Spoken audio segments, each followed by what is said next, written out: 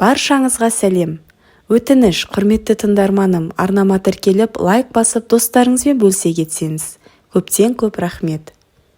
Жұмыстан келгенімде жұбайым Жанар кешкі ас дайындап жатыр еді. Жақындап барып, маңызды нәрсе айтуым керек, дедім. Қасыма отырды.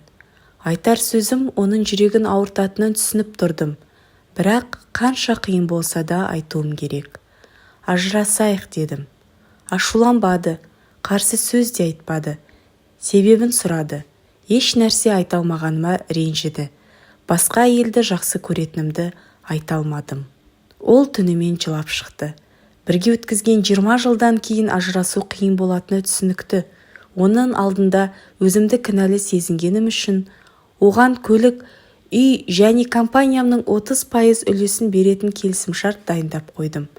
Бірақ ол қағазға бір қарады да жыртып тастады. Екеуміз мүлдем бейтаныс адамға айналдық. Оның маған жұмсаған уақыты мен күш-жігеріне жаным ашыды. Бірақ жүрекке әмір жүрмейді. Қазір басқа жанды, ләззатты жақсы көремін. Келесі күні үйге кеш келдім. Әйелім үстел басында бір нәрсе жазып отыр екен. Еш нәрсе айтпай бөлмеме барып ұйықтадым. Ертеңіне маған өз шартын ұсынды. Менен ешқандай материалдық зат қаламайтынын, тек ажырасатынымызды бір айға дейін ешкімге айтпай жасырын ұстауымды сұрады. Осы уақыт ішінде жақсы отбасына ұқсап өмір сүруімізді өтінді. Бұған себеп жалғыз ұлымыз Ақсқардың бір айдан соң университетке түсетіндіктен қабылдау емтиханы кезінде отбасы ішіндегі мәселелер оған кедергі болмасын деген ниет екен. Келістім. Екінші шарты да бар. Үйленген күні есіктен үйге оны қолыма алып кіргенімізді есіне түсіріп, бір ай бойы оны қолыма алып, бөлмемізден есікке дейін апарып жүруімді сұрады. Басында есінен ауысқан ба деп ойладым, бірақ өткен жылдардың құрметіне келістім. Бұл туралы сүйіктім Ләззатқа айтып едім, бір күлді де әйелің қияли жан екен деп мазақ етті. Ақыры әйелімен ажырасатыма сенімді болғандықтан, ол да бұл шартты орындауыма келісті. Бірінші күні еш сезім қалмаған әйелімді құшағыма алу қиын болды. Көтергенімде қасымда тұрған ұлым бізге қарап, бір-біріңізге деген сезімдеріңіз қандай күшті деп қуанышын жасыра алмады. Бұл сөздер ішімді күйдірсе де, келіскеніміздей әйелімді үйдің есігіне дейін құшағымда апардым. Ол болса көздерін жұмып құлағыма, ұлымызға ажырасатынымызды айтушы болма, деді. Мен үндемедім. Оны есікке дейін апарып, үйден бірге шықтық.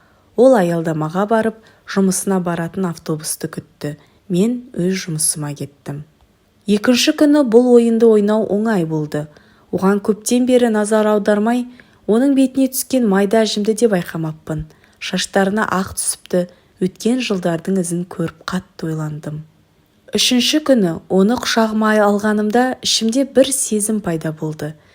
Өмірінің 20 жылын маған арнаған әйелге деген керемет бір сезім. Келесі күні ішімдегі сезім күшейе бастады. Болашақ жарым Ләззатқа бұл туралы айтқан жоқпын.